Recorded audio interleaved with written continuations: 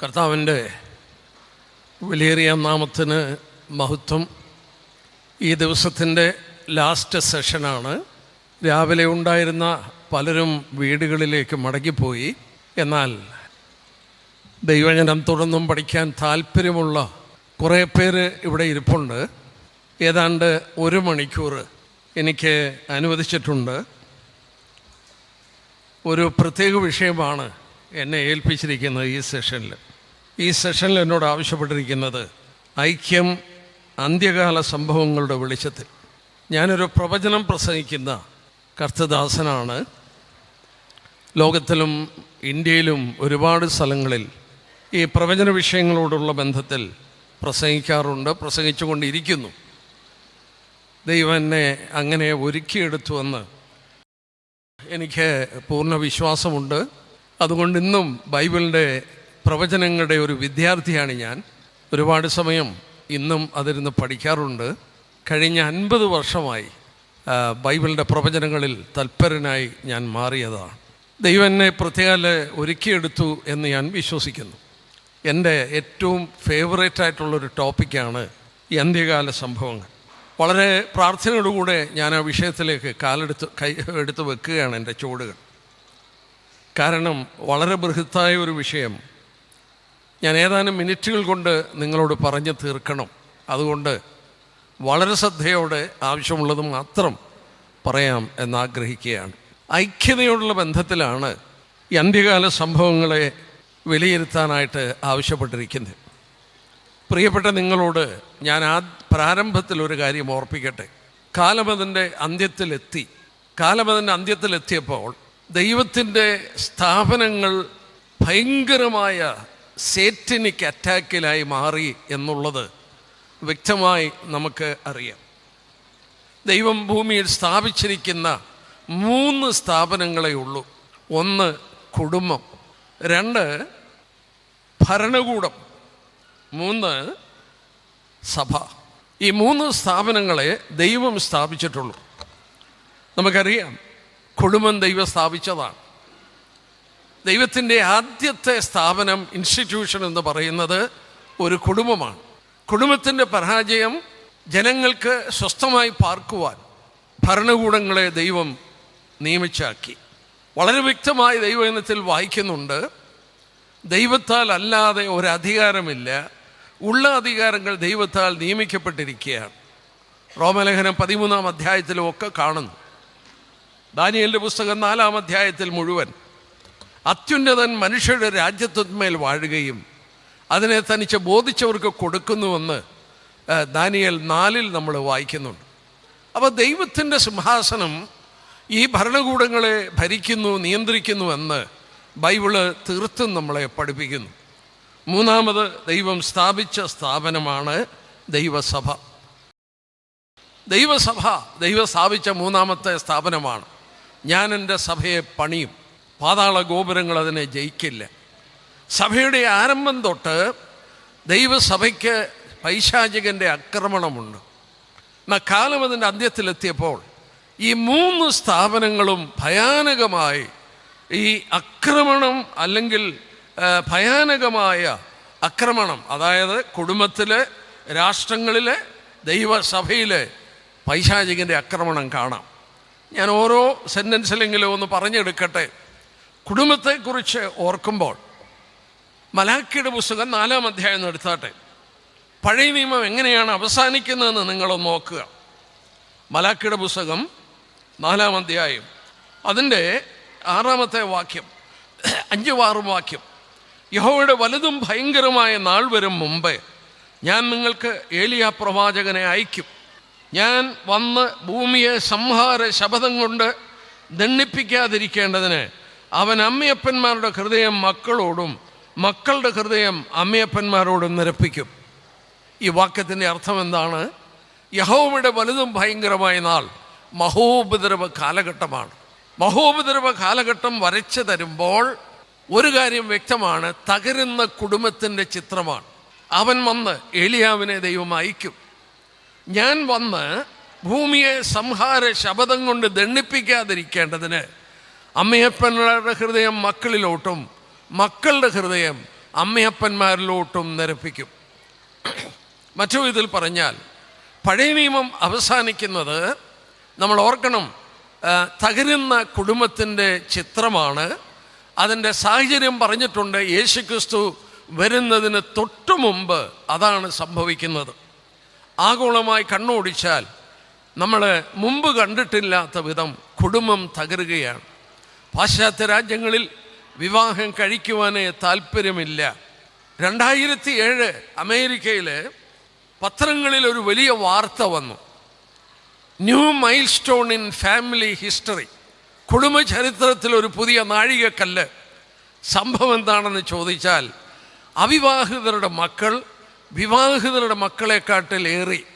2007 5 വർഷം കൂടുമ്പോൾ അമേരിക്കയിലെ സെൻസസ് എടുക്കും. ജനങ്ങളുടെ വിവര കണക്കുകളെടുക്കുമ്പോൾ അവിടെ അന്ന് പത്രങ്ങളിൽ വന്ന വാർത്തയാണ്, 2007 ഏതാണ്ട് അവിവാഹിതരുടെ മക്കൾ 51% വിവാഹിതരുടെ മക്കൾ 49 മറ്റോ ഉള്ളൂ. എന്ന് പറഞ്ഞാൽ അവിവാഹിതരുടെ മക്കൾ വിവാഹിതരുടെ മക്കളെക്കാട്ടിലേറി. അമേരിക്കയിലും മറ്റും, അമേരിക്ക എന്നല്ല, പാശ്ചാത്യ രാജ്യങ്ങളിലൊക്കെ വിവാഹം കഴിക്കുവാൻ താല്പര്യമില്ല. ആ പ്രവണത നമ്മുടെ നാട്ടിലോട്ടും കടന്നു പിടിക്കുന്നുണ്ട്. തകരുന്ന കുടുംബം കാലത്തിൻ്റെ അന്ത്യത്തിൻ്റെ ലക്ഷണമാണ്. രാഷ്ട്രങ്ങളിൽ ആഭ്യന്തര കലഹം, രാജ്യം രാജ്യത്തോടും ജാതി ജാതിയോടും എതിർക്കുന്ന കാലഘട്ടം. ആന്തരിക പ്രശ്നങ്ങൾ, അന്തർദേശീയ പ്രശ്നം മാത്രമല്ല, ആന്തരിക പ്രശ്നങ്ങളും ബൈബിളിൽ ചൂണ്ടിക്കാണിക്കുന്നു. നമ്മുടെ വിഷയത്തിലേക്ക് നമുക്ക് കടന്നു വരാം. സഭയെക്കുറിച്ച് പറയുമ്പോൾ 2 തിമോഥെയോസ് 3-ാം അധ്യായം മനുഷ്യൻ എങ്ങനെ സ്വഭാവമുള്ളവനായിരിക്കും എന്ന് വെളിപ്പെടുത്തുമ്പോൾ, ഞാൻ ആ ഭാഗങ്ങളെല്ലാം എടുക്കുന്നില്ല, ഒരു വാക്ക് മാത്രം അതിൽ നിന്ന് അടർത്തിയെടുക്കുകയാണ്. നമ്മൾ രാവിലെ പഠിക്കുകയായിരുന്നു, ദീർഘക്ഷമയോടെ അന്യോന്യം പൊറുക്കുകയും സമാധാന ബന്ധത്തിൽ ഐക്യത കാപ്പാൻ നമ്മൾ ബാധ്യസ്ഥരാണ്. എന്നാൽ ഇവിടെ എടുത്തു പറയുന്ന 3-3 വാത്സല്യമില്ലാത്തവരും ഇണങ്ങാത്തവരും ഏഷണിക്കാരും അജിതേന്ദ്രിയന്മാരും ഉഗ്രന്മാരും സൽഗുണദോഷികളും ദൈവപ്രിയമില്ലാതെ ഭോഗപ്രിയരായി ഭക്തിയുടെ വേഷം ധരിച്ച് അതിൻ്റെ ശക്തി ത്യജിക്കുന്നവരുമായിരിക്കും. ഒരു വാക്ക് ഞാൻ അതിൽ നടത്തിയെടുക്കുക. അവിടെ ഇങ്ങനെ പറയുന്നുണ്ട്, കാലത്തിൻ്റെ അന്ത്യത്തിൽ മനുഷ്യൻ ഇണങ്ങാത്തവരായിരിക്കും. ഇണങ്ങാത്തവരെന്ന് പറഞ്ഞാൽ അതിൻ്റെ അർത്ഥം എന്തുവാണ്? അൺഫോർഗിവിങ്, ക്ഷമിക്കാത്തവർ, ക്ഷമിക്കാൻ മനസ്സില്ല എന്ന് പറഞ്ഞാൽ ഐക്യത്തിൽ ഒന്നാക്കി തീർക്കുവാൻ സാധ്യമല്ലാത്ത സാഹചര്യം. ഒരു സഹോദരൻ എന്നോട് അല്പം മുമ്പ് സംസാരിക്കുകയായിരുന്നു ഈ വിഷയം. പരസ്പരം പ്രശ്നങ്ങൾ ഉണ്ടാകും. കർത്താവ് പറഞ്ഞു, അത് സംഭവിക്കാതിരിക്കുന്നത് അസംഭവ്യമാണ്, സംഭവിക്കും. എന്നാൽ അത് ക്ഷമിക്കുവാനും ഒക്കെ നമ്മൾ ബാധ്യസ്ഥരാണ്. ഇവിടെ രേഖപ്പെടുത്തിയിരിക്കുന്നു, കാലത്തിൻ്റെ അന്ത്യത്തിൽ ക്ഷമിച്ചിട്ട് ഐകമത്യപ്പെടുവാൻ കഴിയാത്ത വിധത്തിൽ ഇണങ്ങാത്തവരായി മനുഷ്യൻ തീരും. അന്ത്യകാലത്തിലെ ക്യാരക്ടറാണ്. കഴിഞ്ഞ ദിവസങ്ങളിൽ വാട്സപ്പ് ശ്രദ്ധിക്കുന്നവർ കണ്ടു കാണും, കേരളത്തിലെ ഒരു വലിയ വിശ്വാസ സമൂഹം അന്യോന്യം അടിപിടി ഉണ്ടാകുന്നത് കണ്ടു കാണും. എല്ലാ പ്രതലങ്ങളിലും ആ വാർത്ത പ്രചരിച്ചു പോയി. അതൊക്കെ ഇതിൻ്റെ മറ്റ് കാര്യങ്ങളാണ്. ഇത് കാലത്തിൻ്റെ അന്ത്യത്തിൽ സംഭവിക്കുന്ന വിഷയമാണ്. നമ്മുടെ വിഷയം ഈ അന്ത്യകാലത്ത് ഇത് സംഭവിക്കും എന്നുള്ളത് വെളിപ്പെടുത്തിയിട്ടുണ്ട്. എൻ്റെ മുന്നിലുള്ള അല്പസമയം കൊണ്ട് നിങ്ങളോട് വളരെ ശക്തമായി വ്യക്തമായി എനിക്ക് തെളിയിച്ച് തരാനായിട്ട് ആഗ്രഹമുണ്ട്. നാം ജീവിക്കുന്നത് അന്ത്യകാലത്തിലാണ്. വളരെ സമയം അതിൻ്റെ അവസാനത്തിലെത്തിയിരിക്കുന്ന, എത്ര നാളുകൾ നമ്മുടെ മുന്നിലുണ്ടെന്ന് പറയാൻ വയ്യാത്ത ഒരു കാലഘട്ടത്തിൽ നമ്മൾ എത്തി. ഒരു വാക്യം ഞാൻ എടുക്കാൻ പോവുകയാണ്. ദൈവം തരുന്ന പ്രേരണക്കനുസരിച്ച് ഞാൻ ആ ഭാഗം എടുത്ത് ധ്യാനിച്ചു കൊള്ളാം. എസെക്കിയേൽ പ്രവചനം ഒന്ന് എടുത്താട്ടെ. എസെക്കിയേൽ പ്രവചനം. ഞാൻ ഈ ദിവസങ്ങളിൽ ഇന്ന് രാവിലെയും എസെക്കിയേൽ പ്രവചനത്തിൽ നിന്ന് ക്ലാസ് എടുത്തുകൊണ്ടിരിക്കുകയാണ്. ഏതാണ്ട് 3 ക്ലാസ്സുകൾ കാനഡയിലുള്ള ഒരു സ്ഥലസഭയ്ക്ക് വേണ്ടി ഞാൻ എടുത്തു. 3-ാമത്തെ ക്ലാസ് ആയിരുന്നു ഇന്ന് എടുത്തത്. ഞാൻ അതിൽ നിന്ന് ചില കാര്യങ്ങളൊന്ന് എടുക്കുവാനായിട്ട് ആഗ്രഹമുണ്ട്. എസെക്കിയേൽ പ്രവചനം അധികം പഠിക്കാത്ത ഒരു പുസ്തകമാണ്. എസെക്കിയേൽ പ്രവചനത്തിൽ നമ്മുടെ വിഷയത്തിലേക്ക് പഠിക്കാനായിട്ട് ഞാൻ പറയട്ടെ, എസെക്കിയേൽ പ്രവചനം 3 തിരിച്ചു വേണം പഠിക്കാൻ. 3 തിരിക്കണം. പ്രവാചകനെ ബാബേൽ പ്രവാസത്തിലേക്ക് കൊണ്ടുപോയി. ഈ ബാബേൽ പ്രവാസത്തിൽ കിടന്നുകൊണ്ട് ഇസ്രയേൽ രാഷ്ട്രവും ദേവാലയമൊക്കെ തകർക്കപ്പെടും എന്ന് രേഖപ്പെടുത്തുന്നു. ആ പ്രവചനം എഴുതിയിരിക്കുന്നത് ആദ്യത്തെ 24 അധ്യായത്തിലാണ്. 1 തൊട്ട് 24 വരെ അധ്യായത്തിൽ ഇസ്രയേൽസ് ഫോൾ, ഇസ്രയേലിൻ്റെ വീഴ്ചയെക്കുറിച്ചാണ് എസെക്കിയേൽ 1 തൊട്ട് 24 വരെയുള്ള വാക്യങ്ങളിൽ. 2, പിന്നീട് 25 തൊട്ട് 32 വരെയുള്ള അധ്യായങ്ങൾ നിങ്ങൾ നോക്കുക. ഇസ്രയേലിൻ്റെ ചുറ്റും കിടക്കുന്ന 7 രാജ്യങ്ങളുടെ ന്യായവിധി രേഖപ്പെടുത്തിയിരിക്കുകയാണ്. ആദ്യത്തെ 24 അധ്യായങ്ങളിൽ ഇസ്രയേലിൻ്റെ തകർച്ച പറയുമ്പോൾ 25 തൊട്ട് 32 വരെയുള്ള അധ്യായങ്ങളിൽ അവിടെ രേഖപ്പെടുത്തിയിരിക്കുന്നത് ഇസ്രയേലിൻ്റെ ചുറ്റും കിടക്കുന്ന 7 രാജ്യങ്ങളിൽ ദൈവം നടത്തുന്ന ന്യായവിധിയാണ്. ഇനിയും നമ്മുടെ വിഷയത്തിൽ വരാം. എസെക്കിയേൽ 33 തൊട്ട് 48 വരെയുള്ള അധ്യായം, അതായത് അവസാനത്തെ സെക്ഷൻ, 3-ാമത്തെ സെഷൻ, അവിടെ നോക്കിയാൽ യഹൂദനെ മടക്കിക്കൊണ്ടുവരുന്നതും യേശുക്രിസ്തുവിൻ്റെ മടങ്ങിവരവുമാണ്. എസെക്കിയേൽ 33 തൊട്ട് 48 വരെയുള്ള അധ്യായം. അതിൽ 33 തൊട്ട് 39 വരെയുള്ള അധ്യായങ്ങളിൽ യഹൂദൻ്റെ മടങ്ങിവരവും 40 തൊട്ട് 48 വരെയുള്ള അധ്യായങ്ങളിൽ മശിഹ മടങ്ങി വന്ന് യഹൂദന് അവരുടെ ദേവാലയം പണിയപ്പെടുന്നു, വീണ്ടും സഹസ്രാബ്ദ ദേവാലയം പണിയുന്നതും യഹൂദൻ്റെ സ്ഥലങ്ങളൊക്കെ ഭാഗിച്ച് 12 ഗോത്രത്തിന് കൊടുക്കുന്നതും 40 തൊട്ടുള്ള അധ്യായങ്ങളിലാണ് കാണുന്നത്. എന്നാൽ നമ്മുടെ വിഷയത്തിൽ ഒതുങ്ങി നിൽക്കട്ടെ, 33 തൊട്ട് അതിൻ്റെ 39 വരെയുള്ള അധ്യായങ്ങളിൽ ഇസ്രയേലിനെ യഥാസ്ഥാനപ്പെടുത്തുന്നത് അന്ത്യകാലത്താണെന്ന് വെളിപ്പെടുത്തുന്നു. അതിൽ ഒരു വാക്യം വായിക്കാൻ പോവുകയാണ്. എസെക്കിയേൽ 38. നമ്മുടെ പരിമിതമായ സമയത്തിനുള്ളിൽ നിന്നുകൊണ്ട് ഞാൻ ആ കാര്യമൊന്ന് എടുത്തോട്ടെ. എസെക്കിയേൽ 38-ന്റെ 8-ാമത്തെ വാക്യം അവിടെ രേഖപ്പെടുത്തിയിട്ടുണ്ട്. എന്താണ് രേഖപ്പെടുത്തിയിരിക്കുന്നത്? നമുക്കൊന്ന് വായിക്കാം. ഏറിയ നാൾ കഴിഞ്ഞിട്ട് നീ സന്ദർശിക്കപ്പെടും, വാളിനൊഴിഞ്ഞു പോന്നതും പല ജാതികളിൽ നിന്ന് ശേഖരിക്കപ്പെട്ടതുമായ ഒരു രാജ്യത്തിൽ നീ ഒടുക്കം വന്നു ചേരും. നിരന്തര ശൂന്യമായി കിടന്നിരുന്ന ഇസ്രയേൽ പർവ്വതങ്ങളിൽ തന്നെ. എന്നാൽ അവർ ജാതികളുടെ ഇടയിൽ നിന്ന് വന്ന് എല്ലാവരും നിർഭയമായി വസിക്കും. നീ മഴക്കോൾ പോലെ കയറി വരും. എൻ്റെ സഹോദരന്മാരെ, സഹോദരിമാരെ, ആ ഒറ്റ വാക്യമേ നമുക്ക് ഇന്ന് എടുക്കാനായിട്ട് നിവൃത്തിയുള്ളൂ. അവിടെ രേഖപ്പെടുത്തിയിരിക്കുന്ന കാലഘട്ടം നോക്കിയേ, ഏറിയ നാൾ കഴിയണം. എസെക്കിയേൽ ഈ പ്രവചനം രേഖപ്പെടുത്തിയത് 2600 വർഷത്തിന് മുമ്പാണ്.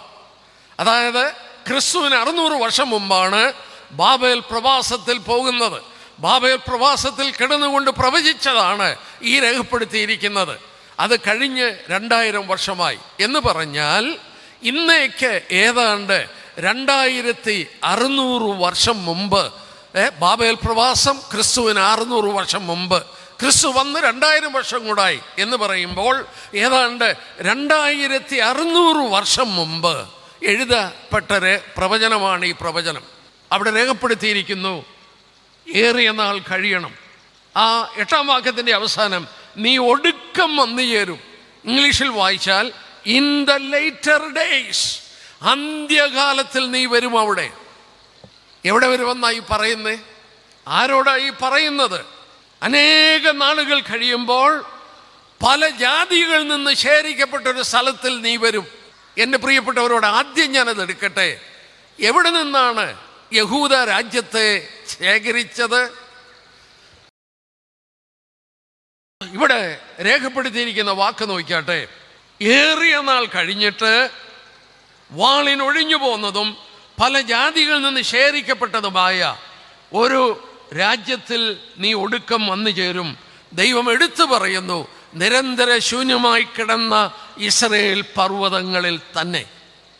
ഒരു കൂട്ടം രാജ്യങ്ങൾ ഇസ്രയേലിനെ അന്ത്യകാലത്തിൽ ആക്രമിക്കും. ഏറിയ നാൾ കഴിയണം. ഒടുക്കം സംഭവിക്കുന്ന ഒരു സംഭവമാണ് ഇവിടെ രേഖപ്പെടുത്തിയിരിക്കുന്നത്. നോക്കുക, എവിടെയാണ് ഈ രാജ്യങ്ങൾ ആക്രമിക്കുന്നത്? ഇസ്രായേൽ പർവ്വതങ്ങളിലാണ്. എന്നാൽ ദൈവം എഴുതി വെച്ചു പല ജാതികളിൽ നിന്ന് അവരെ ശേഖരിച്ചു വന്നാണ്. നമ്മൾ ഒരു അധ്യായം കൂടെ പുറകോട്ട് പോട്ടെ, 36 അധ്യായം എന്നെടുത്താട്ടെ. എസെക്കിയേൽ 36. എസെക്കിയേൽ 36 അധ്യായം എടുക്കുമ്പോൾ നിങ്ങൾ ഒരു വാക്ക് പ്രത്യേകം അവിടെ ശ്രദ്ധിക്കും.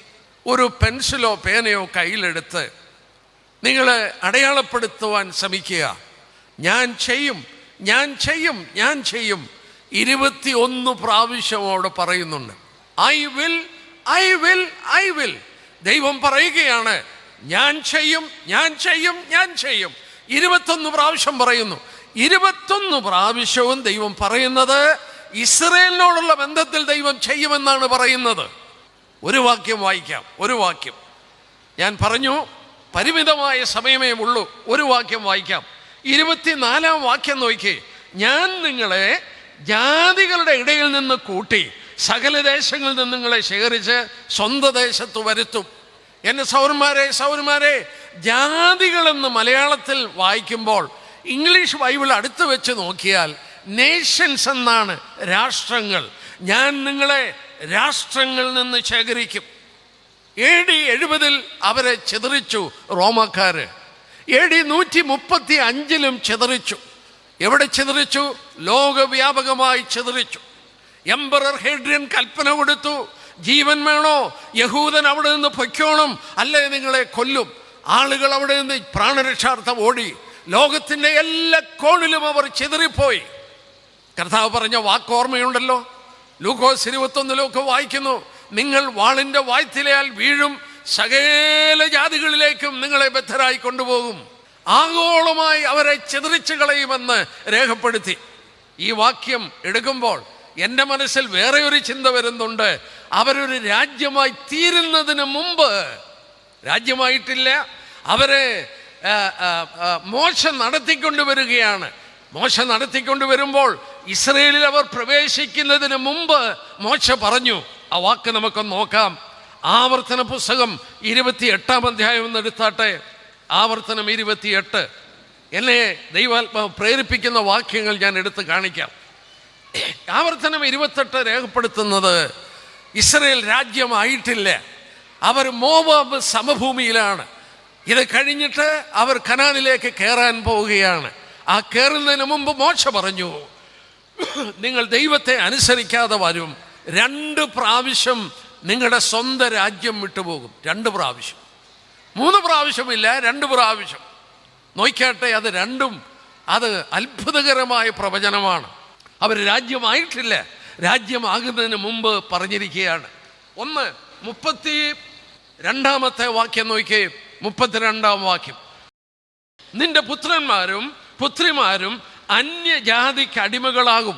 ദൈവത്തെ അനുസരിക്കാതെ വന്നിട്ട് you will be given up to another nation. വേറെ ഒരു രാജ്യത്തിൽ നിങ്ങൾ അടിമകളാകും. നിങ്ങളത് നോട്ട് ചെയ്യുക. രാജ്യങ്ങളിൽ അടിമകളാകുമെന്നല്ല പറഞ്ഞ്, അന്യജാതിക്ക് ഏകവചനമാണ്, മറ്റൊരു രാഷ്ട്രത്തിൽ നിങ്ങൾ അടിമയാകും. അത് നെബൂഖദ്നേസർ അത് നിവർത്തിച്ചു. ക്രിസ്തുവിന് 600 വർഷം മുമ്പ്, ഏതാണ്ട് 600 വർഷം മുമ്പ് ബാബേൽ എന്ന് പറയുന്ന രാജ്യത്തിലേക്ക് അവരെ അടിമകളായി കൊണ്ടുപോയി. ഒരു അന്യദേശത്തിൽ അടിമകളാകും. അവർ മടങ്ങി വന്നു, രാജ്യം സ്ഥാപിച്ചു. മോശെ ഒന്നുകൂടെ പറയുന്നുണ്ട്, നിങ്ങൾ ഒന്നുകൂടെ രാജ്യം വിട്ടു പോകും. അതെവിടെയാ പറയുന്നത്? 64 വാക്യം നോക്കാട്ടെ. ഇപ്പോൾ എവിടെയാണ് അവരെ ചിതറിക്കുന്നത്? 64. യഹോവ നിന്നെ ഭൂമിയുടെ ഒരറ്റം മുതൽ മറ്റേ അറ്റം വരെ സർവ്വജാതികളുടെയും ഇടയിൽ ചിതറിക്കും. രണ്ടാമത് ചിതറിക്കുന്നത് ആഗോളമായി ചിതറിക്കും. BC 600, ക്രിസ്തുവിന് 600 വർഷം മുമ്പ് ഏക രാഷ്ട്രത്തിൽ ബാബിലോണിലോട്ട് അവരെ ചിതറിച്ചു. രണ്ടാമത് ചിതറിച്ചത് ആഗോളമായി ചിതറിച്ചു. ഭൂമിയുടെ ഒരറ്റം മുതൽ മറ്റേ അറ്റം വരെ നിങ്ങളെ ചിതറിക്കും. World wide dispersion. അത് സംഭവിച്ചത് ക്രിസ്തു വന്ന് 40 വർഷം കൂടെ കഴിഞ്ഞപ്പോൾ AD 70 AD 135 അത് സംഭവിച്ചു. ആഗോളമായി അവരെ ചിതറിച്ചു. അവർ ഇന്ത്യയിൽ വന്നു, കേരളത്തിൽ വന്നു, കൊടുങ്ങല്ലൂർ വന്നു, മാളയിൽ വന്നു, കൊച്ചിയിൽ വന്നു, പറവൂർ വന്നു, ചേന്നമംഗലത്ത് വന്നു. കേരളത്തിലും അവർ വന്ന് ജീവിച്ചു. ഭൂമിയുടെ മധ്യഭാഗത്ത് നിന്ന് അവർ കേരളത്തിൽ എങ്ങനെ വന്നു? ഞാൻ ഓസ്ട്രേലിയയിൽ പോയി. ഓസ്ട്രേലിയ വളരെ ദൂരെയാണ്. ഓസ്ട്രേലിയയിൽ സിഡ്നിയിലും മറ്റും യഹൂദന്മാരുണ്ട്. നമ്മളിപ്പം വാർത്തയിൽ വായിച്ചില്ലേ, അവിടെയുള്ള യഹൂദന്മാർ അവര് അവിടെ ഒരു ഹനൂക്ക എന്ന് പറയുന്ന ഒരു ഉത്സവം ആചരിക്കാൻ കൂടിയപ്പോഴാണ് ഒരപ്പനും മോനും കൂടെ കൂടി അവിടെ 10-12 പേരെ വെടിവെച്ച് കൊന്നത്. അപ്പം നിങ്ങൾക്കറിയാം യഹൂദന്മാർ അവിടെയുണ്ട്. എങ്ങനെ ചെന്നു അവിടെ? യഹൂദന്മാർ ലോകത്തിലാകമാനം ചിതറി. ദൈവജനത്തിൽ രേഖപ്പെടുത്തിയ പോലെ നിന്നെ ഭൂമിയുടെ ഒരു അറ്റത്ത് നിന്ന് മറ്റേ അറ്റം വരെ ചിതറിക്കും. അവർ മടങ്ങി വരുവാൻ യാതൊരു നിവൃത്തിയില്ല. അവരുടെ സ്ഥലം മറ്റ് രാജ്യങ്ങളുടെ കൈകളിലായി. ഇസ്ലാം രാജ്യങ്ങൾ അവിടെ ഭരിക്കുന്നു. അവർ യഹൂദൻ കുടിയേറുവാൻ അനുവദിക്കുന്നില്ല. എന്നാൽ ദൈവം പറഞ്ഞു, ഞാൻ നിന്നെ, നമ്മൾ നോക്കിക്കാട്ടെ, എസെക്കിയേൽ 36:24 വാക്യം നോക്കിക്കാട്ടെ, ഞാൻ നിങ്ങളെ ജാതികളിൽ നിന്ന് കൂട്ടി സകല ദേശങ്ങളിൽ നിങ്ങളെ ശേഖരിച്ച് സ്വന്തം ദേശത്ത് വരുത്തും. എന്നെ കേൾക്കുന്ന പ്രിയപ്പെട്ടവരോട് പറയട്ടെ, ഇന്ന് കൊച്ചിയിലുള്ള യഹൂദൻ എന്തിയേ? ചേന്നമംഗലത്തും പറവൂരും ഒക്കെ ഉള്ള യഹൂദന്മാർ എന്തിയേ? അവിടെ അടഞ്ഞുകിടക്കുന്ന വീടുകളാണ്. അവിടെയുള്ള യഹൂദന്മാരെല്ലാം മടങ്ങിപ്പോയി. ഒരു കാര്യം പ്രത്യേകം ഓർക്കുക, ഇവിടെ ദൈവം പറഞ്ഞു, ഞാൻ നിങ്ങളെ ജാതികളുടെ ഇടയിൽ നിന്ന് ശേഖരിക്കും. ഇന്ന് ഇസ്രയേലിൽ പാർക്കുന്ന യഹൂദന്മാർ 130 രാജ്യത്തുനിന്ന് വന്നതാണ്. വണ്ടർഫുൾ. ഒന്ന് ആലോചിച്ച് നോക്കിയേ, 130 രാജ്യത്തുനിന്ന് മടക്കിക്കൊണ്ടുവന്നതാണ് ഇന്ന് ഇസ്രയേലിൽ പാർക്കുന്ന യഹൂദന്മാർ. അത്ഭുതമല്ലേ? മാത്രമല്ല, എനിക്ക് ഒരു കാര്യം കൂടെ പറയാനുണ്ട്. എൻ്റെ കയ്യിൽ ലിസ്റ്റൊക്കെ ഉണ്ട്, എനിക്ക് വായിച്ചു കേൾപ്പിക്കാൻ നിവൃത്തിയില്ല. യഹൂദൻ മധ്യപൂർവ്വ ദേശത്തിൽ രാജ്യമായി തീരാതിരിക്കാൻ 2ാം ലോകയുദ്ധത്തിൻ്റെ ആ കാലഘട്ടത്തിൽ, അതിനു മുമ്പുള്ള കാലഘട്ടത്തിൽ ലോകരാജ്യങ്ങൾ ചിന്തിച്ചു അവർ രാജ്യമാകണം. പക്ഷേ അവർക്ക് പലസ്തീൻ്റെ മണ്ണ്, ഇസ്രയേലിൻ്റെ മണ്ണ് കൊടുത്താൽ പ്രശ്നമാണ്. എന്താ കാരണം? ഇസ്രയേൽ പാർക്കുന്നതിൻ്റെ ആ പ്രദേശം മുഴുവൻ ഇസ്ലാമിക് രാജ്യങ്ങളാണ്. ഇസ്ലാമിക് രാജ്യങ്ങളുടെ ബദ്ധ വൈരാഗികളാണ് യഹൂദന്മാർ. അല്ലെങ്കിൽ യഹൂദ രാജ്യം അവരുടെ ബദ്ധ വൈരാഗ്യത്തിലുള്ളതാണ്. ഈ മുസ്ലിം രാജ്യങ്ങളുടെ മധ്യത്തിൽ യഹൂദ രാജ്യം പിറന്നു വീണാൽ ലോക സമാധാനത്തിന് അത് വെല്ലുവിളിയാണ്. അതുകൊണ്ട് അവർക്ക് വേറെ സ്ഥലത്ത് രാജ്യം കൊടുക്കാം, ജനപ്പാർപ്പില്ലാത്ത സ്ഥലം കൊടുക്കാം. അമേരിക്കയിലെ നയാഗ്ര വെള്ളച്ചാട്ടത്തിൻ്റെ പ്രദേശം, വിയറ്റ്നാം, മിസിസിപ്പി, മിസൗറി റിവർ, അമേരിക്കയിലെ അതിൻ്റെ തീരങ്ങൾ, ഓസ്ട്രേലിയയിലെ മെൽബണ്, അങ്ങനെ 17 സ്ഥലങ്ങൾ വെച്ച് നീട്ടി നിങ്ങളവിടെ രാജ്യം സ്ഥാപിച്ചു. ലോകരാജ്യങ്ങൾ വെച്ച് നീട്ടി ഇസ്രയേലിനെ നിങ്ങളവിടെ രാജ്യം സ്ഥാപിച്ചു കൊള്ളുക. പക്ഷെ ദൈവം പറഞ്ഞത് എന്താ? ദൈവം പറഞ്ഞു, നിങ്ങളുടെ പിതാക്കന്മാർക്ക് കൊടുത്ത സ്ഥലമുണ്ട്, അത് പലസ്തീൻ്റെ മണ്ണാണ്, ഞാൻ അവിടെ നിങ്ങളെ തിരിച്ചു കൊണ്ടുവരും. ഈ രാത്രിയിൽ ഒന്ന് ശ്രദ്ധിച്ചേ, ലോകരാജ്യങ്ങൾ 17 സ്ഥലങ്ങൾ വെച്ച് നീട്ടി മറ്റ് യഹൂദന് രാജ്യമുണ്ടാക്കാൻ. പക്ഷേ സ്വർഗത്തിലെ ദൈവം പറഞ്ഞത് ഒരു സ്ഥലമാ പറഞ്ഞത്, അവരുടെ പിതാക്കന്മാർക്ക് കൊടുത്ത സ്ഥലം. പ്രിയപ്പെട്ട നിങ്ങളോട് പറയട്ടെ, അവരെ മടക്കിക്കൊണ്ടുവന്നത് ഈ സ്ഥലത്തിലേക്കാണ്. 130 രാജ്യത്ത് നിന്ന് അസാധ്യങ്ങളുടെ നടുവിൽ ദൈവം അത് സാധിപ്പിച്ചെടുക്കുകയായിരുന്നു. ഏതാണ്ട് 130 രാജ്യങ്ങളിൽ നിന്ന് യഹൂദനെ മടക്കി അവിടെ കൊണ്ടുവന്നു. അത് അത്ഭുതകരമായ ഒരു കാര്യമാണ്. ദൈവത്തിൻ്റെ വചനം ആശ്ചര്യമായി നിവർത്തിച്ചു. ഇന്ന് ഒരു ഇസ്രയേൽ രാഷ്ട്രമുണ്ട്. നമുക്ക് എസെക്കിയേൽ 38:8 വാക്യത്തിലേക്ക് വരുന്നതിന് മുമ്പ് ഞാൻ ചില കാര്യങ്ങൾ കൂടെ ഒന്ന് ചൂണ്ടിക്കാണിക്കട്ടെ. യഹൂദനെ മടക്കിക്കൊണ്ടുവരുന്ന ഒരു കാലഘട്ടം ബൈബിൾ ചൂണ്ടിക്കാണിക്കുന്നുണ്ട്. ഞാൻ പറയുന്ന ചില വാക്യങ്ങളൊന്ന് നോക്കുക. യെരമ്യാ പ്രവചനം 30-ാം അധ്യായത്തിൻ്റെ 3-ാമത്തെ വാക്യമെന്ന് നോക്കിയാട്ടെ. യെരമ്യാവ് 30:3 വാക്യം. ദൈവം ഒരു കാലഘട്ടം ചൂണ്ടിക്കാണിക്കുന്നു. ഞാൻ ഇസ്രയേലും യഹൂദയുമായ എൻ്റെ ജനത്തിൻ്റെ പ്രവാസം മാറ്റുവാനുള്ള കാലം വരുമെന്ന് യഹോവയുടെ അരുളപ്പാട്. ഞാൻ അവരുടെ പിതാക്കന്മാർക്ക് കൊടുത്ത ദേശത്തിലേക്ക് അവരെ മടക്കി വരുത്തും, അവർ അതിനെ കൈവശമാക്കുമെന്ന് യഹോവയുടെ അരുളപ്പാട്. അവിടെ അണ്ടർലൈൻ ചെയ്തു കൊള്ളുക, അങ്ങനെ ഒരു കാലം വരും. അവരുടെ പിതാക്കന്മാർക്ക് കൊടുത്ത ദേശത്തിലേക്ക് അവരെ മടക്കിക്കൊണ്ടിരുന്ന ഒരു കാലം വരും. 2000 വർഷം അങ്ങനെ ഒരു ദേശം ഉണ്ടാകുക എന്നുള്ളത് അസാധ്യമായിരുന്നു. ദൈവം നിശ്ചയിച്ച കാലം. ആ വചനം കണ്ടോ? എൻ്റെ ജനത്തിന്റെ പ്രവാസം, ഇസ്രായേലും യഹൂദയുമായ എൻ്റെ ജനത്തിന്റെ പ്രവാസം മാറ്റുവാനുള്ള കാലം വരും. ദൈവം ഒരു കാലഘട്ടം ചൂണ്ടിക്കാണിക്കുന്നു. യെരമ്യാവ് 31 നോക്കിക്കേ, അതിൻ്റെ 27 നോക്കിക്കേ. 27-ാം വാക്യം, ഞാൻ ഇസ്രായേൽ ഗൃഹത്തിലും യഹൂദ ഗൃഹത്തിലും മനുഷ്യരുടെ മൃഗത്തിനെ വിത്ത് വിതയ്ക്കുന്ന കാലം വരും. വീണ്ടും ദൈവം എടുത്ത് പറയുന്നു ഒരു കാലഘട്ടം. ചരിത്രത്തിൽ ഒരു സമയം ദൈവം ചൂണ്ടിക്കാണിക്കുന്നു. അന്ന് ഞാൻ പറിപ്പാനും പൊളിപ്പാനും ഇടിപ്പാനും അവരുടെ മേൽ ജാഗരിച്ചിരുന്നത് പോലെ അവരെ പണിയുവാനും നടുവാനും ഞാൻ ജാഗരിക്കും. ഇവിടെയും ദൈവം എടുത്തു പറയുന്നു, ഫലസ്തീന്റെ മണ്ണിൽ യഹൂദനില്ല, അവിടെ മൃഗങ്ങളില്ല, അവിടെ കൃഷിയില്ല, ആ ഭൂമിയിൽ മഴയില്ല, വരണ്ടു കിടക്കുന്ന ദേശമാണ്. ദൈവം മേഘങ്ങളോട് പറഞ്ഞു മഴ പെയ്യരുത്. യെശയ്യാവ് 5:5 നിങ്ങൾ വായിക്കുന്നു, മേഘങ്ങളോട് കൽപ്പിച്ചു മഴ പെയ്യരുത്. മഴ നിന്നുപോയി. ഫലസ്തീന്റെ മണ്ണ് ഉണങ്ങി വരണ്ടുപോയി.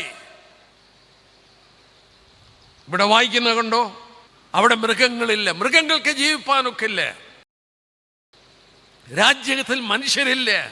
1800-ാം ആണ്ട് ഫലസ്തീന്റെ മണ്ണ് മുഴുവൻ പരിശോധിച്ചാൽ 10,000 യഹൂദന്മാർ അവിടെ ഇല്ല.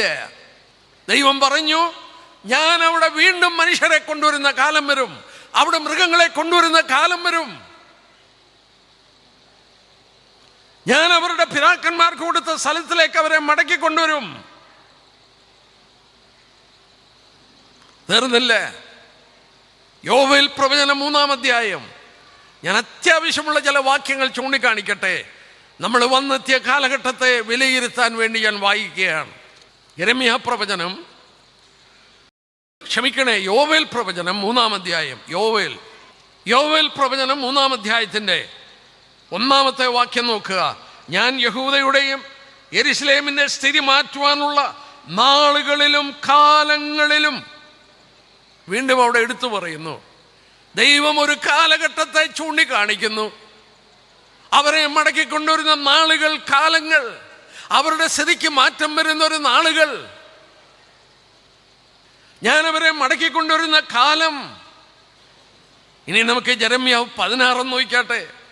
ക്ഷമിക്കണേ, അതെ, 16-ന്റെ 13-ാമത്തെ വാക്യം. 13, അതുകൊണ്ട് ഞാൻ നിങ്ങളെ ഈ ദേശത്ത് നിന്ന്, നിങ്ങളെ നിങ്ങളുടെ പിതാക്കന്മാർ അറിയാത്ത ദേശത്തിലേക്ക് നീക്കിക്കളയും. അവിടെ നിങ്ങളെ രാവും പകലും അന്യദേവന്മാരെ സേവിക്കും. അവിടെ ഞാൻ നിങ്ങൾക്ക് കൃപ കാണിക്കയില്ല. ദൈവം പറഞ്ഞു, നിങ്ങളെ ചിതറിക്കളയും, അവിടെ ഞാൻ കൃപ കാണിക്കത്തില്ല. എന്നാൽ ഇനിയും പറയുന്ന വാക്യം നോക്കുക. 102-ാം സങ്കീർത്തനം ഒന്നെടുത്തേ. 102-ാം സങ്കീർത്തനം. ഞാൻ ഈ കാലഘട്ടത്തെ വിലയിരുത്താനാണ് ഇത് ചൂണ്ടിക്കാണിക്കുന്നത്. 102-ാം സങ്കീർത്തനം അതിൻ്റെ 13 തൊട്ട് വായിക്കാം. നീ എഴുന്നേറ്റ് സിയോനോട് കരുണ കാണിക്കും, അവളോട് കൃപ കാണിപ്പാനുള്ള കാലം, അതേ, അതിനുള്ള സമയം വന്നിരിക്കുന്നു. ഞാൻ നിന്നോട് കൃപ കാണിക്കത്തില്ല. അവർ മറ്റ് രാജ്യങ്ങളിൽ കിടന്നപ്പോൾ, അവർ ശിക്ഷ അനുഭവിച്ചപ്പോൾ അവരോട് യാതൊരു കരുണയും ദൈവം കാണിച്ചില്ല. എന്നാൽ ഇവിടെ വായിച്ച കണ്ടോ, നീ അവളോട് കൃപ കാണിപ്പാനുള്ള കാലം, a time to show her favour. അത് കാണിക്കുമ്പോൾ എന്തോ വരും? നിന്റെ ദാസന്മാർക്ക് അവളുടെ കല്ലുകളോട് താല്പര്യം, അവളുടെ പൂഴിയോട് അനിവ് തോന്നും. നിങ്ങൾ ഇസ്രായേലിൽ ചെന്നാൽ കാണാം, വിലാപ മതിലിൻ്റെ കല്ലുകളെ അവർ ചുംബിക്കുന്നു, നെറ്റിയിട്ട് അതിലിങ്ങനെ അടിക്കുന്നു. സ്ത്രീകള് വിലാപ മതിലിലെ ഒരു ഭാഗത്ത് കുഞ്ഞുങ്ങളെ മാർവിൽ തുണിയിൽ കെട്ടിയിട്ടിട്ട് ഇങ്ങനെ ആ വിലാപ മതിലിൻ്റെ കല്ലിൽ അവര് നെറ്റി കൊണ്ട് അവിടെ മുത്തം ചെയ്ത് ഇടിച്ച് പ്രാർത്ഥിക്കുന്നു. അവിടെ കല്ലുകളൊക്കെ പതറി നോക്കുന്നു. 2000 വർഷം ലോകത്തിന്റെ 4 കോണിൽ കിടന്നുകൊണ്ടവർ യെരുശലേമിനെ നോക്കി പ്രാർത്ഥിച്ചു. അടുത്ത വർഷം യെരുശലേമിൽ 48-ൽ അവർ സ്വതന്ത്ര രാജ്യമായപ്പോൾ അവിടെയുള്ള കല്ലുകളെ ചുംബിക്കാൻ, അവിടെയുള്ള കല്ലുകളെ പരിധി നോക്കാൻ അവർ ആരംഭിച്ചു. എപ്പോഴാണത്? നീ എഴുന്നേറ്റ് സിയോനോട് കരുണ കാണിച്ച പ്രത്യേക കാലഘട്ടം. ഒരു കരുണയും കാണിക്കാതെ കിടന്നു. ഇവിടെ വായിക്കുന്നു, a set time to show her favour. അവളോട് കൃപ കാണിക്കാൻ ദൈവം നിശ്ചയിച്ച സമയം, ഒരു പ്രത്യേക കാലഘട്ടം. എൻ്റെ സഹോദരന്മാരെ, അങ്ങനെ ദൈവം കൃപ കാണിച്ചുകൊണ്ടാണ് യഹൂദനെ മടക്കിക്കൊണ്ടുവന്നൊരു രാജ്യമായി മാറിയത്. എന്നാൽ ഇത് സംഭവിക്കുമ്പോൾ ഒരു കാര്യം നിങ്ങൾ മനസ്സിലാക്കണം. അതിൻ്റെ 15-ാം വാക്യം നോക്കിയാട്ടെ. 15-ാമത്തെ വാക്യം, 102-ാം സങ്കീർത്തനം 15-ാമത്തെ വാക്യം. യഹോവ സിയോനെ പണിയും, തൻ്റെ മഹത്വത്തിൽ പ്രത്യക്ഷനാകും. Wonderful, wonderful. ദൈവം നമുക്ക് മുന്നറിയിപ്പ് തരികയാണ്, ഞാൻ സിയോനെ പണിയുമ്പോൾ, യെരുശലേമിനെ പണിയുമ്പോൾ മഹത്വത്തിൽ പ്രത്യക്ഷപ്പെടും. ഈ സംഭവം നടക്കുമ്പോൾ ചിതറിക്കിടക്കുന്ന യഹൂദനെ മടക്കി കൊണ്ടുവന്ന് അവരുടെ പിതാക്കന്മാർ കൊടുത്ത ദേശത്തിൽ അവരെ കൊണ്ടുവന്ന് ഞാൻ അവരോട് കരുണ കാണിച്ച് അവരവിടെ മടങ്ങി വന്നു കഴിഞ്ഞാൽ ആ മഹത്വത്തിൽ പ്രത്യക്ഷപ്പെടും. കർത്താവിൻ്റെ 2ാം വരവാണ് ആ പറയുന്നത്. യഹൂദൻ മടങ്ങി വന്നു കഴിഞ്ഞാൽ യേശുക്രിസ്തുവിൻ്റെ 2ാം വരവാണ് വിഷയമെന്നുള്ളത് മറക്കാതെ പ്രത്യേകം ഓർക്കുക. നമുക്ക് നോക്കാം, ഈ കർത്താവ് മടങ്ങി വരാറായി. ഏറ്റവും വലിയ തെളിവ് ഇസ്രായേൽ രാഷ്ട്രമാണ്. നമ്മൾ ഓർക്കണം, റോമലേഖനം ഒന്ന് എടുത്താട്ടെ. റോമലേഖനം 9, 10, 11 9, 10, 11 3 അധ്യായങ്ങൾ യഹൂദനെ കുറിച്ച് പറയുന്നതാണ്. അതിൻ്റെ 15-ാമത്തെ വാക്യം, അവരുടെ ഭ്രംശം എന്ന് പറഞ്ഞാൽ യഹൂദന്റെ ഭ്രംശം, അവരുടെ ഭ്രംശം ലോകത്തിന് നിരപ്പിന് ഹേതുവായി എങ്കിൽ അവരുടെ അംഗീകരണം മരിച്ചവരുടെ ഉയിർപ്പെന്നല്ലാതെ എന്താകും? പൗലോസ് ചോദിക്കുന്ന ചോദ്യം കണ്ടോ? യഹൂദന്റെ ഭ്രംശം. നാം തിരുവചനത്തിൽ വായിക്കുന്നു, ഞാൻ ആ വാക്യം എടുത്തോട്ടെ, അപ്പോസ്തല പ്രവൃത്തികൾ എടുത്താട്ടെ. അപ്പോസ്തല പ്രവൃത്തികൾ അതിൻ്റെ 13-ാമത്തെ അധ്യായം, അപ്പോസ്തല പ്രവൃത്തി 13-ാം അധ്യായം അതിൻ്റെ 46-ാമത്തെ വാക്യം. അപ്പോൾ പൗലോസും ബർന്നബാസും ധൈര്യം പൂണ്ടു, ദൈവജനം ആദ്യം നിങ്ങളോട് പറയുന്നത് ആവശ്യമായിരുന്നു, എന്നാൽ നിങ്ങളതിനെ തള്ളി നിങ്ങളെ തന്നെ നിത്യജീവൻ അയോഗ്യരെന്ന് വിധിച്ചു കളഞ്ഞതിനാൽ ഇതാ ഞങ്ങൾ ജാതികളിലേക്ക് തിരിയുന്നു. അവരുടെ ഭ്രംശം. കർത്താവ് വന്നത് സ്വന്തത്തിലേക്കാണ്. സ്വന്തക്കാരവനെ കൈക്കൊണ്ടില്ല. യഹൂദൻ അവരെ ക്രൂശിക്ക എന്ന് പറഞ്ഞു. വീണ്ടും കർത്താവിൻ്റെ മരണപുനരുത്ഥാന ശേഷം യഹൂദന്റെ മധ്യത്തിലോട്ടാണ് ശിഷ്യന്മാരെ അയച്ചത്. അവര് അംഗീകരിച്ചില്ല. അവൻ്റെ ദാസന്മാരെ കൊല്ലാൻ തുടങ്ങി. അവരെ ദൈവം തള്ളിക്കളഞ്ഞു. അവരെ തള്ളിക്കളഞ്ഞിട്ട് ജാതികളുടെ അടുക്കലേക്ക് പോയി. ഇവിടെ പൗലോസ് പറഞ്ഞ പോലെ, നിങ്ങൾ തന്നെ തള്ളി നിത്യജീവൻ അയോഗ്യരെന്ന് വിധിച്ചു കളഞ്ഞതിനാൽ ഇതാ ഞങ്ങൾ ജാതികളിലേക്ക് തിരിയുന്നു. റോമർ 15 എന്താ വായിച്ചത്? 11:15 എന്താ വായിച്ചത്? അവരുടെ ഭ്രംശം, ഈ യഹൂദന്റെ ഭ്രംശം, അവരുടെ ഭ്രംശം ലോകത്തിന്റെ നിരപ്പിന് കാരണമായി എങ്കിൽ അവരുടെ അംഗീകരണം മരിച്ചവരുടെ ഉയർപ്പെന്നല്ലാതെ എന്താകും? മരിച്ചവരെപ്പോഴാണ് ഉയർക്കുന്നേ? നമ്മുടെ കർത്താവ് മധ്യാകാശത്തിൽ വരുമ്പോഴാണ്. കർത്താവ് മധ്യാകാശത്തിൽ വരുമ്പോഴാണ് മരിച്ചവരുടെ ഉയർപ്പുണ്ടാകുന്നത്. എന്നെ കേൾക്കുന്ന പ്രിയപ്പെട്ടവരോട് പറയട്ടെ, നാം അന്ത്യത്തിൽ വന്നു എന്നുള്ളതിൻ്റെ ഏറ്റവും വലിയ തെളിവ് യഹൂദ രാജ്യത്തെ ദൈവം മടക്കി കൊണ്ടുവന്നതാണ്. എന്നാൽ ഈ മടങ്ങി വന്ന യഹൂദനുണ്ടല്ലോ, അവൻ വിശ്വാസികളല്ല. യേശുക്രിസ്തുവിനെ രക്ഷകനും കർത്താവുമായി സ്വീകരിച്ചിട്ടില്ല. അവര് അവിശ്വാസികളാണ്. അവരിൽ രക്ഷിക്കപ്പെട്ടവർ ഏതാണ്ട് 2% കുറവാണ്. 1%, 1.5% ഏതാണ്ടേ ഉള്ളൂ. ബാക്കി മുഴുവൻ ദൈവപുത്രനിൽ വിശ്വസിക്കാത്തവരാണ്. അവര് യേശുക്രിസ്തു മടങ്ങി വരണമെങ്കിൽ യഹൂദൻ കർത്താവിനെ അംഗീകരിച്ചേ ഒക്കത്തുള്ളൂ. നമ്മൾ വചനത്തിൽ അത് വായിക്കുന്നുണ്ട്. ഞാൻ ആ ഭാഗം എടുത്തോട്ടെ. യേശുക്രിസ്തു മടങ്ങി വരണമെങ്കിൽ യഹൂദൻ യേശുക്രിസ്തുവിനെ അംഗീകരിക്കണം. യേശുക്രിസ്തുവിനെ അംഗീകരിക്കണം. നമ്മളത് എവിടെയാണ് കാണുന്നത്? നമുക്ക് ഹോശേയ പ്രവചനം ഒന്നെടുക്കാം. ഹോശേയ പ്രവചനത്തിൽ നമുക്ക് വളരെ വ്യക്തമായി ആ വാക്യം കാണുന്നുണ്ട്. പ്രവചനാത്മാവിൽ കർത്താവ് യഹൂദനോട് പറയുന്ന വാക്കുകളാണ്. ഞാൻ ആ വാക്യം ഒന്ന് വായിച്ചോട്ടെ. ഹോശേയ പ്രവചനം 5-ാം അധ്യായം, ഹോശേയ പ്രവചനം 5-ാം അധ്യായം. പ്രവചനാത്മാവിൽ യേശുക്രിസ്തു അവരോട് പറയുന്നതാണ്. അതിൻ്റെ 15-ാമത്തെ വാക്യം, അവർ കുറ്റമേറ്റു പറഞ്ഞ് എൻ്റെ മുഖം അന്വേഷിക്കുവോളം ഞാൻ മടങ്ങിപ്പോയി എൻ്റെ സ്ഥലത്തിൽ ഇരിക്കും. കഷ്ടതയിൽ അവർ എന്നെ ജാഗ്രതയോടെ അന്വേഷിക്കും. ആ വാക്യം കണ്ടോ? അവർ കുറ്റമേറ്റു പറഞ്ഞ് എൻ്റെ മുഖം അന്വേഷിക്കണം.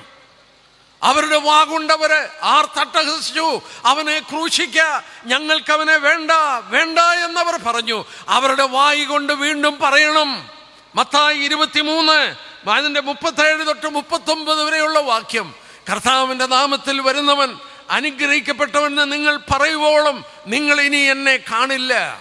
യേശുക്രിസ്തു അവരോട് പറഞ്ഞു, നിങ്ങൾ ഇനി എന്നെ കാണണമെങ്കിൽ കർത്താവിൻ്റെ നാമത്തിൽ വരുന്നവൻ അനുഗ്രഹിക്കപ്പെട്ടവനെന്ന് നിങ്ങൾ പറയണം. ഹോശേയാവിൽ കൂടെ ദൈവം അവൻ രേഖപ്പെടുത്തി, അവർ കുറ്റമേറ്റു പറഞ്ഞ് എൻ്റെ മുഖം അന്വേഷിക്കുന്നത് വരെ ഞാൻ മടങ്ങിപ്പോയി എൻ്റെ സ്ഥലത്തിലിരിക്കും. സ്വർഗത്തിൽ നിറങ്ങി കർത്താവ് സ്വർഗത്തിലോട്ട് മടങ്ങിപ്പോയി. എന്നിട്ടിവിടെ പറയുന്നു, യഹൂദൻ എന്നാണ് അവനെ അന്വേഷിക്കുന്നത്? കഷ്ടതയിൽ അവർ എന്നെ ജാഗ്രതയോടെ അന്വേഷിക്കും. സൗരന്മാരെ, യഹൂദനൊരു കഷ്ടകാലമുണ്ട്. മനസ്സിലാക്കാൻ ഏറ്റവും എളുപ്പമുള്ളത് യെരമ്യാ പ്രവചനം 30-ാം അധ്യായമാണ്. യെരമ്യാ പ്രവചനം 30-ാമത്തെ അധ്യായം. ഞാൻ ആ ഭാഗം ഒന്ന് ചൂണ്ടിക്കാണിക്കാം. യാക്കോബിൻ്റെ കഷ്ടകാലം. യെരമ്യാ പ്രവചനം 30-ാം അധ്യായത്തിലെ നമ്മൾ ഇങ്ങനെയാണ് വായിക്കുന്നത്. ഏതാണ്ട് 2500 വർഷം മുമ്പ് ദൈവം യെരമ്യാവിനോട് പറഞ്ഞു, ഞാൻ ഈ പറയുന്ന പ്രവചനം നീ ഒരു പുസ്തകത്തിൽ എഴുതി വെക്കണം. കണ്ടോ? അതിൻ്റെ 2-ാം വാക്യം, ഞാൻ നിന്നോട് അരുളി ചെയ്യുന്ന സംഭവങ്ങളൊക്കെയും ഒരു പുസ്തകത്തിൽ എഴുതി വെക്കണം. എന്തുവാ എഴുതി വെക്കേണ്ടത്? ഞാൻ ഇസ്രയേലും യഹൂദയുമായ എൻ്റെ ജനത്തിൻ്റെ പ്രവാസം മാറ്റുവാനുള്ള കാലം വരുമെന്ന് യഹോവയുടെ അരുളപ്പാട്. ഞാൻ അവരുടെ പിതാക്കന്മാർ കൊടുത്ത ദേശത്തിലേക്ക് അവരെ മടക്കി വരുത്തും, അവരതിനെ കൈവശമാക്കുമെന്ന് യഹോവയുടെ അരുളപ്പാട്. അത് സംഭവിച്ചു കഴിഞ്ഞു. ആ പ്രവചനം നിവർത്തിക്കപ്പെട്ട് കഴിഞ്ഞു. അവരെ മടക്കി കൊണ്ടുവന്നു. അവർ ഇസ്രയേലിൽ ഭൂമി കൈവശപ്പെടുത്തി കഴിഞ്ഞു. ഇനിയും എന്താ നടക്കുന്നത്? 4 തൊട്ടുള്ള വാക്യം നോക്കാം. യഹോവ ഇസ്രയേലിനെയും യഹൂദയെയും കുറിച്ച് അരുളി ചെയ്ത വചനമാവിത്. യഹോവ ഇപ്രകാരം അരുളി ചെയ്യുന്നു, നാം നടുക്കത്തിൻ്റെ മുഴക്കം കേട്ടിരിക്കുന്നു, സമാധാനമല്ല, ഭയമത്രേ. പുരുഷൻ പ്രസവിക്കാറുണ്ടോ? ഏത് പുരുഷനും നോവ് കിട്ടിയ സ്ത്രീയെ പോലെ കൈ നടുവിന് കൊടുത്തിരിക്കുന്നതും ഏത് മുഖവും വിളറിയിരിക്കുന്നതും ഞാൻ കാണുന്നത് എന്ത്? ആ നാൾ പോലെ വേറെ ഇല്ലാതെ വണ്ണം അത് വലുതായ കഷ്ടം. അത് യാക്കോബിന് കഷ്ടകാലം തന്നെ, എങ്കിലും അവൻ അതിൽ നിന്ന് രക്ഷിക്കപ്പെടും. പ്രിയപ്പെട്ടവര്, ആ വാക്കൊന്ന് ശ്രദ്ധിച്ച്. യഹൂദനെ മടക്കിക്കൊണ്ടുവന്നു കഴിഞ്ഞാൽ യാക്കോബിൻ്റെ കഷ്ടകാലം. ഇനിയും നടക്കേണ്ട സംഭവം യാക്കോബിൻ്റെ കഷ്ടകാലം ഇവിടെ രേഖപ്പെടുത്തിയിരിക്കുന്ന കണ്ടോ? ആ നാൾ പോലെ വേറെ ഇല്ലാതെ വണ്ണം വലുതായ കഷ്ടം. നിങ്ങൾ മത്തായി സുവിശേഷം 24-ാം അധ്യായത്തിൻ്റെ 21 ചേർത്ത് വായിക്കണം. അത് കർത്താവ് പറഞ്ഞതാണ്. മത്തായി 24-ന്റെ 21-ാം വാക്യം യേശുക്രിസ്തു പറഞ്ഞ എന്താ? ഇതുവരെ സംഭവിച്ചിട്ടില്ലാത്തതും ഇനിമേൽ സംഭവിക്കാത്തതുമായ വലിയ കഷ്ടമുണ്ടാകും. ഇതുവരെ സംഭവിച്ചിട്ടില്ലാത്തതും ഇനിമേൽ സംഭവിക്കാത്തതുമായ വലിയ കഷ്ടം. ഇവിടെ നമ്മൾ വായിച്ചത് എന്താ? ആ നാൾ പോലെ വേറെ ഇല്ലാതെ വണ്ണം വലുതായ കഷ്ടം. മഹോപദ്രവ കാലഘട്ടം. ഹോശേയ 5:15 എന്താ വായിച്ചത്? അവിടെ എന്താ വായിച്ചത്? അവരുടെ കഷ്ടതയിൽ അവർ എന്നെ ജാഗ്രതയോടെ അന്വേഷിക്കും. യഹൂദൻ കർത്താവിനെ അന്വേഷിച്ചിട്ടല്ലാതെ അവൻ അനുഗ്രഹിക്കപ്പെട്ടവെന്ന് പറയാതെ യേശുക്രിസ്തു മടങ്ങി വരത്തില്ല. ഈ മഹാകഷ്ടമാണ് ദൈവിക പദ്ധതിയിൽ അടുത്തത്. എൻ്റെ പ്രിയപ്പെട്ടവരെ, അടുത്തതായി യഹൂദന് സംഭവിക്കേണ്ടത് മഹാകഷ്ടമാണ്. എന്നാൽ നിങ്ങളോട് ഞാൻ പറയട്ടെ, അടുത്ത ദൈവിക പദ്ധതി അതാണ്. എന്നാൽ അതിനു മുമ്പ് സഭയുടെ ഒന്ന് പോകണം. ഈ കഷ്ടകാലത്തിൽ ഞാനും നിങ്ങളിവിടെ കാണത്തില്ല. ഞാൻ 1-2 വാക്യം ഒന്ന് ചൂണ്ടിക്കാണിക്കാം. തെസ്സലോനിക്ക ലേഖനം എന്നെടുത്താട്ടെ. അവിടെ വളരെ വ്യക്തമായി നമുക്ക് മനസ്സിലാക്കാൻ സാധിക്കുന്നു. 1 തെസ്സലോനിയർ 1-ാം അധ്യായം അതിൻ്റെ 9-ാം വാക്യത്തിൻ്റെ അവസാനം, തൻ്റെ പുത്രനും വരുവാനുള്ള കോപത്തിൽ നമ്മെ വിടുവിക്കുന്നവനുമായ യേശു സ്വർഗത്തിൽ നിന്ന് വരുന്നത് നാം കാത്തിരിക്കുന്നു. ആ വാക്ക് കണ്ടോ? വരുവാനിരിക്കുന്ന കോപത്തിൽ നമ്മളെ വിടുവിക്കുന്ന യേശു നമ്മളെ വരാനിരിക്കുന്ന കോപത്തിൽ നിന്ന് വിടുവിക്കും. അതേ പുസ്തകത്തിൻ്റെ 5-ാം അധ്യായം 5-ാം അധ്യായത്തിൻ്റെ 9-ാം വാക്യം 5:9 ദൈവം നമ്മെ കോപത്തിനല്ല, നാം ഉണർന്നിരുന്നാലും ഉറങ്ങിയാലും തന്നോടുകൂടെ ജീവിക്കണമെന്ന് നമുക്ക് വേണ്ടി മരിച്ച നമ്മുടെ കർത്താവായ യേശുക്രിസ്തു മൂലം രക്ഷ പ്രാപിപ്പാൻ നിയമിച്ചിരിക്കുകയാണ്. ദൈവം നമ്മളെ നിശ്ചയിച്ചിരിക്കുന്നത് കഷ്ടത്തിനല്ല. ഈ വരാനുള്ള കഷ്ടത്തിൽ നിന്ന് വിടുവിക്കുന്ന യേശു സ്വർഗത്തിൽ നിന്ന് വരും. ഒരു വാക്യം കൂടെ വായിച്ചോട്ടെ. വെളിപ്പാട് പുസ്തകം 3-ാം അധ്യായം 10-ാം വാക്യം. വെളിപ്പാട് 3:10 സഭയ്ക്ക് കൊടുക്കുന്ന ഉറപ്പാണ്. എന്താണ് അവിടെ? സഹിഷ്ണുതയെക്കുറിച്ചുള്ള എൻ്റെ വചനം നീ കാത്തുകൊണ്ടതിനാൽ ഭൂമിയിൽ വസിക്കുന്നവരെ പരീക്ഷിക്കേണ്ടതിന് ഭൂതലത്തിൽ എങ്ങും വരുവാനുള്ള പരീക്ഷാകാലത്ത് ഞാൻ നിന്നെ കാക്കും. I will keep you out. ഞാൻ നിന്നെ ഭൂമിയിൽ വരുന്ന പരീക്ഷാകാലത്ത് നിന്ന് മാറ്റും. സ്തോത്രം. ഞാനും നിങ്ങളിവിടെ കാണത്തില്ല. എന്നെ പ്രിയപ്പെട്ടവരെ, അടുത്തതായിട്ട് മധ്യാകാശത്തിൽ കാഹളം ധ്വനിപ്പിച്ച് ദൈവസഭയുടെ നിന്ന് മാറണം. മാറിക്കഴിഞ്ഞാൽ യാക്കോബിന്റെ കഷ്ടകാലം ആരംഭിക്കും. ആ കഷ്ടകാലത്തിൽ ഇസ്രായേലിൽ 2/3 മരിക്കും. ലോകരാജ്യങ്ങൾ അവർക്ക് നേരെ വരും. ഇന്ന് പല യുദ്ധങ്ങൾ നടക്കുന്ന കണ്ടോ? എനിക്ക് ആ യുദ്ധങ്ങളെ കുറിച്ച് എടുക്കണമെന്നുണ്ട്. ക്ഷമിക്കണം, എടുക്കാൻ ഒരു നിവൃത്തിയില്ല. എന്നാൽ സക്കറിയാവിൻ്റെ പ്രവചനം ഒന്നെടുത്താട്ടെ. സക്കറിയ പ്രവചനം 13-ാമത്തെ അധ്യായം 9-ാമത്തെ വാക്യം.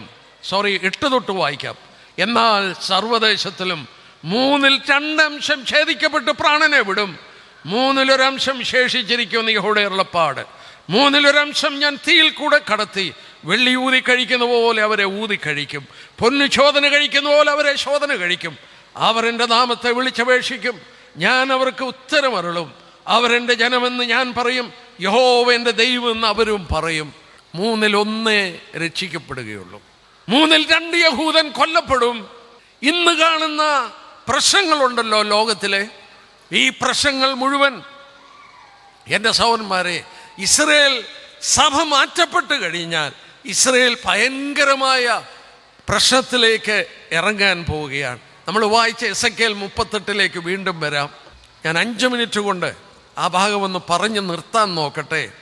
എസെക്കിയേൽ പ്രവചനം 38 നമ്മൾ വായിച്ചത് 8-ാം വാക്യമാണ്. അന്ത്യകാലത്തിൽ ഏറിയ നാൾ കഴിഞ്ഞ് നിന്നെ ഞാൻ മടക്കിക്കൊണ്ടുവരും, സകല രാജ്യത്തുനിന്ന് നിന്നെ ശേഖരിച്ച് നിന്റെ സ്വന്തം ദേശത്ത് കൊണ്ടുവരും. നമ്മളത് കണ്ടു. ദൈവം കൊണ്ടുവന്നതിൻ്റെ കാരണം അവർ കുറ്റം ഏറ്റുപറയണം. യേശുക്രിസ്തുവിനെ ക്രൂശിച്ചു ഞങ്ങൾ എന്നുള്ള കുറ്റം ഏറ്റുപറയണം. അത് പറയണമെങ്കിൽ കഷ്ടതയിലേക്ക് അവരെ കടത്തണം.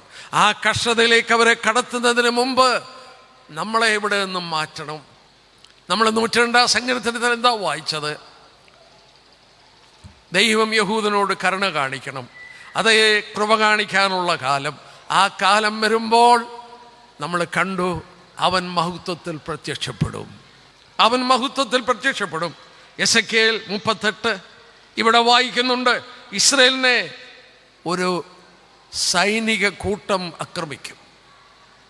ഈ 38-ഉം 39-ഉം ഞാൻ പറഞ്ഞു നിർത്തട്ടെ. റഷ്യയുടെ നേതൃത്വത്തിൽ ഒരു കൂട്ടം രാജ്യങ്ങൾ. ആരാ രാജ്യങ്ങൾ? 5-ാം വാക്യം നോക്കിയേ. പാർസികൾ. ആരാണത്? Persia, Iran. എൻ്റെ പ്രിയപ്പെട്ടവരെ, ഇസ്രായേൽ ഇറാനുമായിട്ട് ബദ്ധവൈരാഗികളാണ്. അടുത്ത സമയത്തും ഇറാൻ ഇസ്രായേൽ യുദ്ധം നടന്നു. ഇവിടെ രേഖപ്പെടുത്തിയിരിക്കുന്നു, റഷ്യയോട് ചേർന്ന കാലത്തിൻ്റെ അന്ത്യത്തിൽ ഇറാൻ വീണ്ടും ഇസ്രായേലിനെ ആക്രമിക്കും. ഇറാൻ മാത്രമല്ല, കൂഷ്യർ എത്യോപ്യ, പൂത്യർ ലിബിയ, ഗോമര് ടർക്കിയുടെ പ്രദേശം, അവൻ്റെ പടക്കൂട്ടങ്ങൾ വടക്കേറ്റത്തുള്ള തോഗർഗമഹൃഗം. എന്നിട്ട് എടുത്തു പറയുന്നുണ്ട് അതിൻ്റെ 7-ാം വാക്യത്തിൽ, റഷ്യയോട് പറയുക, നീ അവർക്ക് മേധാവി അയക്കൂ, യു ബി ദ ലീഡർ. നിന്റെ നേതൃത്വത്തിൽ ഈ ഭീകരവാദത്തിന് കൊടുത്ത ഇസ്ലാമിക് തീവ്രവാദ രാജ്യങ്ങൾ ഇസ്രായേലിനെ ആക്രമിക്കും. കാലത്തിൻ്റെ അന്ത്യത്തിൽ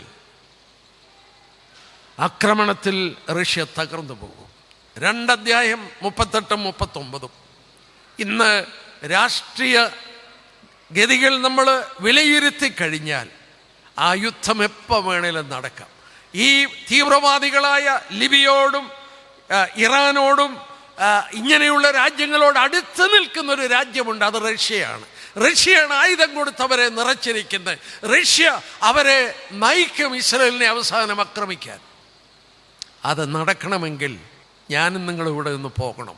കാഹളം ധ്വനിച്ച് നമ്മൾ മാറ്റപ്പെടണം. നമ്മളിവിടെ നിന്ന് മാറ്റപ്പെടുവാൻ ഏതാണ്ട് എല്ലാ കാര്യങ്ങളും ഒരുക്കപ്പെട്ടു. ഈ അന്ത്യകാല സംഭവങ്ങൾ എനിക്ക് ദിവസങ്ങൾ ഇവിടെ നിന്ന് പ്രസംഗിക്കാം. ഞാൻ കഴിയുന്നതും നിങ്ങൾക്ക് മനസ്സിലാക്കി തരാൻ വേണ്ടിയുള്ളത് മാത്രം എടുത്തു. ഞാൻ പറയണമെന്ന് വിചാരിച്ച പലതും പറഞ്ഞിട്ടില്ല, ക്ഷമിക്കണം. എനിക്ക് നൽകിയ പരിമിതമായ സമയത്തിനുള്ളിൽ ഞാനത് എടുത്തു. പ്രിയപ്പെട്ടവരോട് പറയട്ടെ, ഇസ്രായേൽ രാജ്യത്തിൻ്റെ മടങ്ങിവരവ് സഭയുടെ പണി തീരുന്നു എന്നതിൻ്റെ തെളിവാണ്. സഭയുടെ പണി തീരുന്നു. സഭയുടെ പണി തീർന്ന് അവരിവിടെ നിന്ന് മാറ്റപ്പെട്ട് കഴിയുമ്പോൾ ദൈവം ഇസ്രായേലിനോട് ഇടപെടും. ആ സമയങ്ങളൊക്കെ കഴിഞ്ഞു കിടക്കുകയാണ്. ഞാൻ സാധാരണ പറയാറുണ്ട്, ഒരു എക്സ്റ്റൻഡ് ടൈമിലാണ് നമ്മൾ ജീവിക്കുന്നത്. നമ്മുടെ കർത്താവ് വരാൻ സമയം കഴിഞ്ഞു, നമുക്ക് അല്പസമയം നീട്ടി തന്നിട്ടുണ്ട്. ദൈവം ചിലരോട് രക്ഷിക്കപ്പെടാൻ ആഗ്രഹിക്കുന്നു. ഇന്ന് രാത്രിയിൽ രക്ഷിക്കപ്പെടാതെ ആരെങ്കിലും ഞങ്ങളെ കേൾക്കുന്നെങ്കിൽ, നിങ്ങൾക്ക് വേണ്ടി ക്രൂശിൽ മരിച്ച ദൈവപുത്രനെ നിങ്ങളുടെ രക്ഷകനും കർത്താവുമായി സ്വീകരിക്കുക. ആ നിമിഷത്തിൽ നിങ്ങളെ അംഗീകരിക്കും. നിങ്ങളൊരു ദൈവപൈതലായി തീരുവാൻ നിങ്ങൾക്ക് കഴിയും. അവനെ കൈക്കൊണ്ട് അവൻ്റെ നാമത്തിൽ വിശ്വസിക്കുന്നവർക്ക് ദൈവമക്കളാകുവാൻ അധികാരം കൊടുത്തു. ഇവിടെ ഇരിക്കുന്ന ഏറിയ പങ്കും രക്ഷിക്കപ്പെട്ട ദൈവമക്കളാണ്. പ്രിയപ്പെട്ട ദൈവമക്കളോട് പറയട്ടെ, ആത്മാവിൻ്റെ ഐക്യതയെക്കുറിച്ച് നമ്മൾ ശ്രദ്ധിച്ചു കൊണ്ടിരിക്കുകയാണ്. അന്ത്യകാല സംഭവങ്ങളിൽ ദൈവത്തിൻ്റെ 3 സ്ഥാപനങ്ങൾ, കുടുംബം, രാഷ്ട്രം, സഭ, ഇത് 3ഉം ശത്രുവിൻ്റെ വലിയ ആക്രമണത്തിന് ഇരയാകും.